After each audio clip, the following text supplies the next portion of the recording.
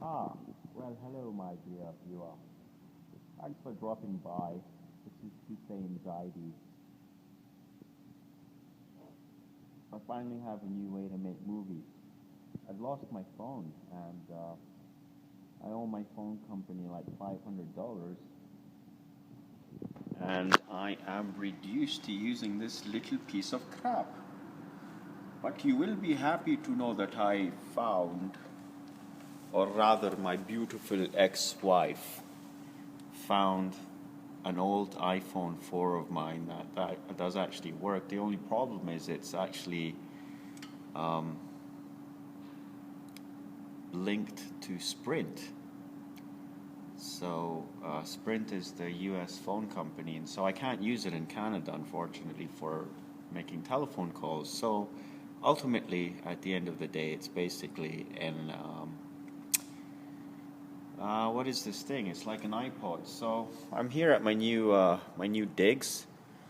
You know, I don't know if you're familiar or not with my lifestyle, but it's certainly not one of the lives. It's certainly not akin to lifestyles of the rich and famous or anything like that yet. But I work different security jobs, and through the grace of Allah Subhanahu wa Taala Azza wa Jal, through the grace of God, because obviously I'm an educated person and I'm presentable and all this kind of nonsense, and people love my accent, I always get placed at these beautiful sites. I've worked at some amazing sites downtown Toronto.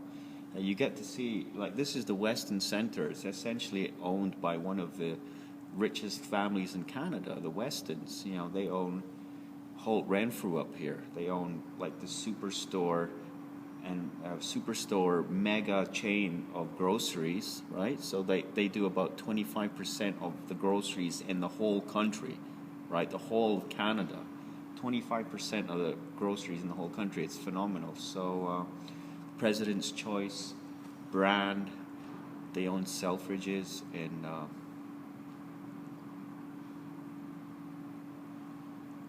I hear somebody. Let's go take a peek around the corner here. So yeah, there's a mall over there, and there's some of the brands they own. Christmas tree is up. People have been complaining about the Christmas tree, saying it's oval shaped, right? And it's like, it's not the same. It's the same Christmas tree as you've had, all like for like years now. There's a streetcar, beautiful Toronto scene. A streetcar. These are like, they're basically trams. They're called trams in England and whatnot, but streetcar, and that's the St. Clair subway station. You can see an entrance there, right next to the McDonald's, and it actually goes into our building too. So if I was to walk through this door and make the unforgivable mistake of leaving my desk unattended, because you never know who's going to call. Like George Weston, rather Galen Weston, or one of these guys could call. This phone is just for them, like the Westons. If the Westons ever need to call security, that phone's going to ring. If I'm not here, that's my job, and it's probably the company, the good old VP protection, probably end up losing the contract. Anyhow, I wanted to talk about my favorite subject, which is why atheism is not all that. I've been watching a bunch of videos on YouTube. So you go to this is a speech. Like, it's still the month of Muharram, the Islamic month of Muharram, right? And so Shia Muslims, we commemorate the assassination, the martyrdom, as it were, of Imam Hussein, the grandson of the Holy Prophet of Islam, who was killed by savage Muslim terrorists, right? So we know all about terrorism. They've been killing us since day one. If they didn't spare the grandson of their Holy Prophet and they beheaded him after keeping him hungry and thirsty for 3 days with his family, killing his 6-month-old baby, his 18-year-old son, his relatives and his friends, all the way up to 90-plus-year-old friends and companions of the Holy Prophet. So their small band of 72 men, women, plus women and children, we're, surrounded by an army of anywhere from 30 to 100 plus thousand savage Muslim terrorists who are basically aligned to the caliph. The caliph, there's a lot of politics and whatnot, but people ask me, why are you faithful? Why do you believe in God? And all these kinds of things. Of course, at the end of the day, I'm a subjective human being in the sense of whatever is going on in between our brains is as sacrosanct as reason appears to us. You got to understand, it's still subjective perception. You know what seems reasonable to us is simply what seems reasonable to us, and it may be something that we agree on as a collective, but there may be tons of stuff. In fact, there is a whole bunch of stuff that's going on that is actually not reasonable and doesn't make any sense. It's like saying quantum physics, and we've understood particles can be in two places at one time, and particles can transcend to the laws of time and space and everything, right? So you've got classic physics, Newtonian physics, right? Gravity and, momentum and forces and whatnot, classical mechanics. And then you've got Einstein who came along and put that whole thing on its head, saying that, energy, like this solid object here, is essentially just energy. And now we've got quantum mechanics, and not with Einstein, obviously, time and space and energy, they're all relative. Right? So here's a very interesting way of looking at it. If you are, basically, here's the premise. It's incomprehensible, but it's apparently scientifically not proven because it can never happen. What I'm talking about is time travel vis-a-vis the speed of light. Now, apparently, as you approach the speed of light, time begins to slow down. And in fact, at the speed of light, time is standstill, and then as you increase and go faster than the speed of light, which is the constant c equals mc squared. Where did Einstein come up with something like that? It's pure genius. On the one hand, atheists say that Einstein was one of us, and of course theists like myself, we like to throw around his quotes such as, I don't believe that God has played like playing dice with the universe. Like he says something that I believe in, which is there's no randomness in the universe. There's no randomness. There's appearance of randomness, just like Richard Dawkins says there's appearance of order. In any case, you might be like, what's this whole thing with time travel and light? It's very interesting. It's a total adjunct, total digression, as usual. What it is something like this. Let's suppose that we're looking at, might as well use this computer for something useful, right? Just blabbing on here incessantly. So let's say clock. Now, I'm hoping images. All right. So let's say we're looking at the time. We're looking at a clock. This clock, as you can see, is static. It's basically stopped at 10 past 10 exactly. Now, suppose this was a live in-motion clock, and I'm at this distance from the screen or the clock.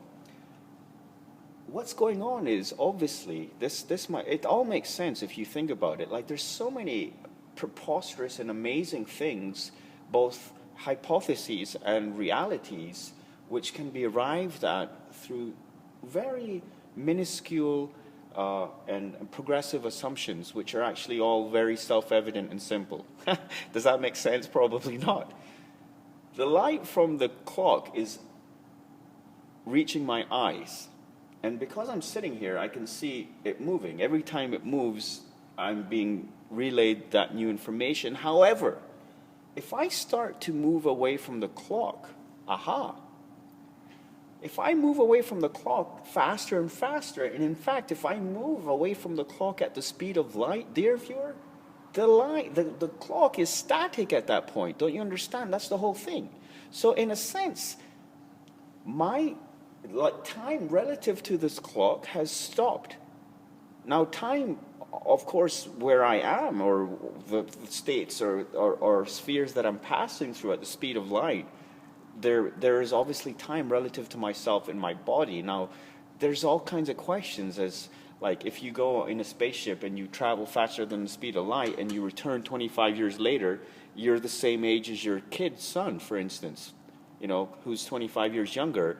Is that going to happen? Or, would you come back and the Earth is still where it was 25 years later, but you're older, right? Weirdness like that. But the whole point of time travel, my dear viewer, is that basically, if you're moving away from this clock at the speed of light, then for all intents and purposes, there is no time, because I don't see the second-hand change. The second hand has changed, but that information is traveling towards me, and I'm moving away from it. So now you take it further than that, and basically, if you go faster than the speed of light, the goddamn thing goes in reverse, and it makes sense. Why? Because when this was 10 o'clock, that information is still out there somewhere. It's traveling at the speed of light. Now, if we go faster than the speed of light, we can reach a point in time where the clock actually seems to be going backwards, my dear viewer. Does it make any sense? It's kind of bizarre, but these are the kinds of logical inferences that Einstein made coming up with this stuff. It's quite amazing, actually. So the site is secure, right? I got a whole bunch of patrols to do. I'm glad I found this phone. I've downloaded D. Brown's classic Bury My Heart at Wounded Knee onto Overdrive, which is a great software program for listening to audiobooks. From your local library, I might add. Just go to Overdrive and then your local library, and you'll be able to find a whole bunch of audiobooks if you're living in any kind of relatively sized city. Anyhow, I was talking about YouTube. And you'll see on YouTube that I've been watching, a whole bunch of different things. That's a guy called Silverman. That's a guy called Daniel Dennett. He actually follows me on Twitter. It's amazing. I don't understand why. This is Christopher Hitchens, right? And obviously my favorite, Sam Harris. Sam Harris is an amazing guy. I got to give him props and cred. So you all know Sam from his first book, The End of Fate, that put him on the map and as one of the four detect. So this is Sam Harris. Thoughts and intentions and subsequent behaviors with a brain scanner, some moments before you were aware of him. See, he's talking about exactly the same kind of stuff that I talk about. I mean, he's into the same stuff that I am, free will and so on and so forth. What he just said is something happens before it registers in your brain. It's similar to what I was just talking about in terms of light. So, something happens, but whether or not it registers, when it registers, it becomes real for us. But that's just a relative way of looking at things. So I've been watching Sam Harris videos. You can pull up all kinds of cool videos like his best comebacks and whatnot. And the truth is the man is an intellectual genius. He is really I had someone visit one of my videos and sarcastically said, "You're a giant, an intellectual giant," with your ramblings, right? I don't know. I think he was being facetious. I'm pretty sure he was, because he was an atheist and he didn't agree with my point of view. But Sam Harris, I got to give him cred. The guy is intelligent, not to mention handsome. He's successful. He's got best-selling books. He gets invited around the world. Who am I to sit here and denigrate him and his accomplishments? Now, I'll happily sit here and denigrate Richard Dawkins because I think he's got the brain of a 12-year-old and I don't like him personally for whatever reason, and he's blocked me on Twitter. But Sam Harris, you got to give cred to the guy. The guy is a smooth, freaking, charming, disarming person. Very subtle, very precise and honed, and obviously pragmatic, and all these cool things. In fact, he's changing the way I speak. Just listening to him speak is like reading a book. His language is so profound. His use of words and the nuances of his speech are so exemplary. Seriously. Like when I said sacrosanct earlier, I was thinking of Sam Harris, because that's the kind of word he'd throw out there. Now, obviously I don't agree with him in terms of, I'm a Muslim, and he thinks religious people are idiots, and that religion is unfounded, and, it's a cop-out. I'm at 15 minutes already, dear viewer. At one point in my my YouTube career, if you want to call it that, I used to try and finish my videos at 15 minutes, but then I realized it was stupid for two reasons. First of all, the harder you try and do something, the less likely it is that you're going to achieve what it is you're trying to do. Believe it or not, it's one of the law of opposites. I'm writing a book called The Law of Opposites, or I'd like to write a book one day called The Law of Opposites. You know, the better you are to other people, the worse they treat you. The harder you try and do something, the more you screw it up. The more you want something, the more it evades you, eludes you. The better you are as a person, the more the better you are as a person, the harder life gets. I'm trying to find this damn screen, and it doesn't seem to be wanting to. Options, data views. Like, I got this stupid alarm giving me trouble. Oh, here we go. Yay! And I could get so fired for showing you all of this. It's like, oh my god, he was sitting there making a movie like no one's ever going to watch. And that's the other reason it doesn't matter why it doesn't matter what I say on these things or how long they are, because if you're going to watch it, you're going to watch it. I'll probably email this or tweet it out to people, and if I get 20 or 30 viewers, then I consider that a good day, right, my dear viewer? In any case, I wanted to give Sam Harris props. What I really wanted to ask in this video is, well, Mr. Scientist, it's scientifically proven that something can't come from nothing, right? So then we're left with only one alternative, which is that the universe has existed forever, right? If something can't come from nothing, although it seems the universe itself, or present form of the universe, did come from nothing. There was nothing, and now there's a universe, and there was at one point a Big Bang. If the Big Bang doesn't lend credence to the theory of creation, I don't know what does. And the fact that we know it's a fact. Like the Quran talks about how the universe is expanding. إِنَّا خَلَقْنَا السَّمَاوَاتِ وَإِنَّا لَمُوسِعُونَ. We created the heavens, and we're expanding it. We're the expanders of it, or we are the expanders. What have you? Right? There's a speech by Imam Ali, peace be upon him, that you can look up. It's the first speech in his compiled book of a compilation of his sermons, letters, and speeches and sayings.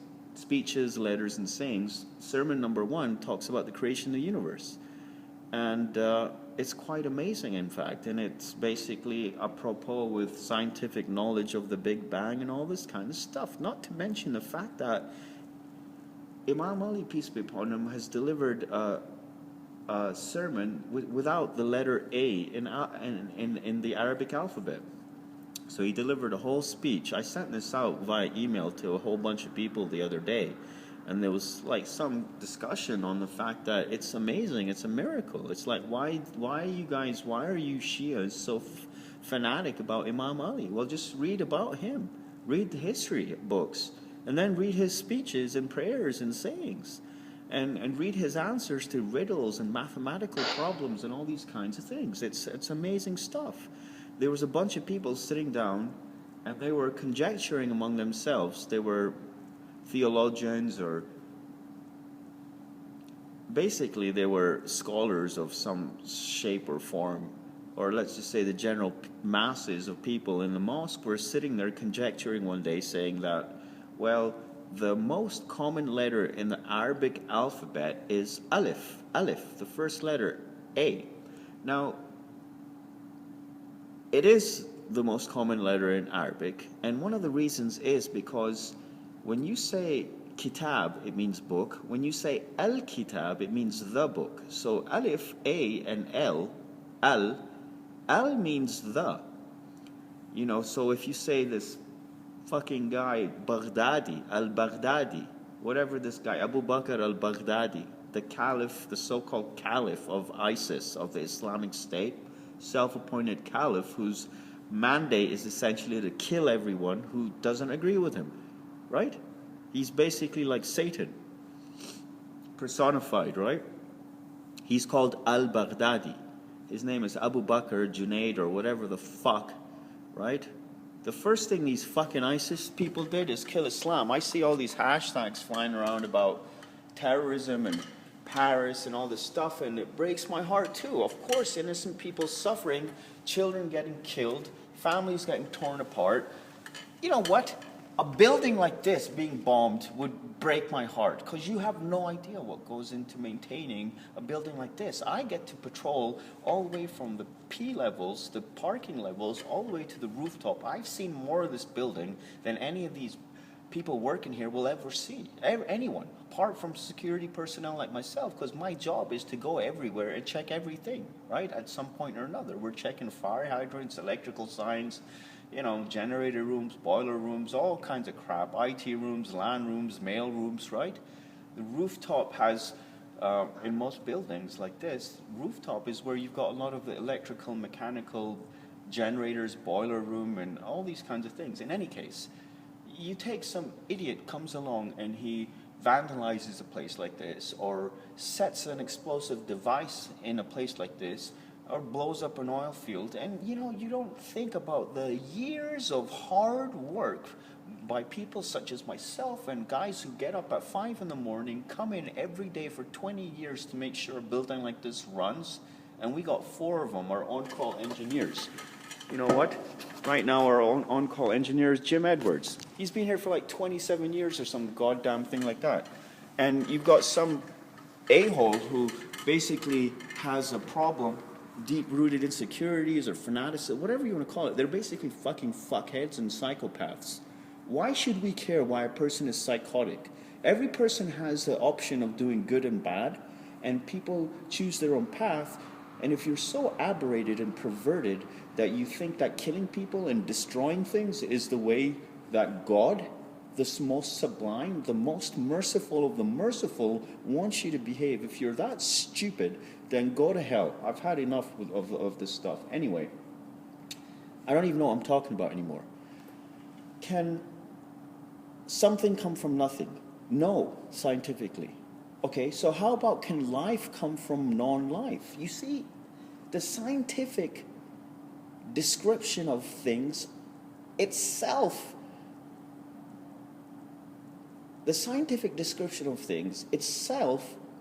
admits to exceptions to science. Don't you understand? Well, like all energy can either be created or destroyed, but may be transferred from one form to another, except for the original batch. The original batch we have no idea about. Either it's been around forever, which is absurd, like the universe just exists forever. Does that make any sense to anyone? This amazing universe, which essentially shows, like, it's amazing. Like, I don't want to say it shows signs of intelligence, because you're going to say, oh, well, it doesn't, it just blah, blah, blah, blah. It's amazing, okay? It's amazing, but it's, at the same time, it's given birth to consciousness. I mean, this is another question. Can consciousness self-arise? Can life self-arise? No, it can't. Life needs life to progenitate, right? So if there's a living creature, that living creature is proof of a previous living creature, which gave birth to this living creature. In some shape or form, I don't care if you say it evolved. My whole question is the original living creature, how and why did it become sentient? How and why did it become conscious? Right? Where did life come from? Where did everything else come from? Where did consciousness come from? Where did intelligence come from? You'll say intelligence came from non-intelligence. Doesn't make any damn sense. You'll say everything has been around forever. Doesn't make sense. Or it just came out of nowhere. Doesn't make any sense. And then you'll say life.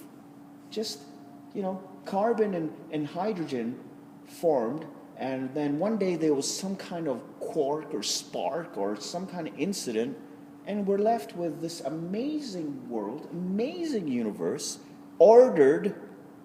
It's ordered. You can't say it's not ordered. Me sitting here with all these screens and my guy on Alpha 3 come in.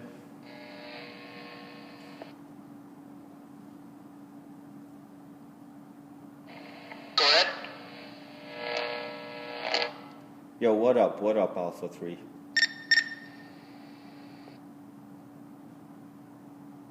Not much. All right, just checking the radio. It's just too silent. I hope I didn't wake you up, man. All right, 10-4. Yeah. Anyway, I'm done. I think I made my point, and obviously you can't go from saying, well, you know, he's making sense to, therefore Islam is the religion of choice, or something like that. I'm not talking about defending my religion. My whole purpose is to essentially be one of those guys who's an advocate for Allah subhanahu wa ta'ala, azza wa jal, God. There is a God, and there's one God. By the way, the Quran doesn't say that everyone should be Muslim, and the Quran doesn't say that only Muslims go to heaven. In fact, Allah says in the Quran that if we had wanted to, we would have made everyone the same religion, but we wanted to give different people different things and test them by virtue of what we've given them. So there we go. So I'm going to send this out. The main thing I got to think about at this point is the question, you know, what am I going to title this thing, and is anyone actually going to watch it, and how many people are going to get past their innate stereotypes to, you know, believers and all this kind of stuff. By the way, I'm the same guy who's put out videos saying that atheists can go to heaven. If you're a law-abiding atheist, you'll go to heaven, in the sense that, see, to believe in God is not to believe in the label God. It's to believe in good. If you think that honesty is a good thing, you'll go to heaven. Understand? In the sense that that's what I believe, and I can verify it through Quranic verses and prophetic traditions and all this kind of stuff. No, you don't have to be a Muslim. You don't have to follow nothing, but at the same time, if you accept in your heart that honesty is self-evident, and we should follow it, and compassion and honor and integrity and all these things are things that you follow, and you're a nice person, you're not a freaking asshole, then you'll go to heaven. It's simple. On the other hand, you can be a self-righteous Christian, Muslim, Jew, Buddhist, agnostic, atheist, whatever, and you're a real retard, and at the same time you have no idea what's going on in life, and you're just mean-spirited, and you're not honest, and you don't mind, you know, stealing from your boss or stealing from other people, or like I've been researching obviously these online get-rich schemes and all this kind of nonsense too. Over and out.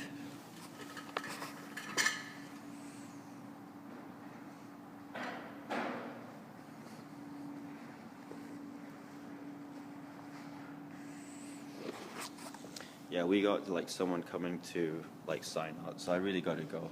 Thanks, appreciate your comments.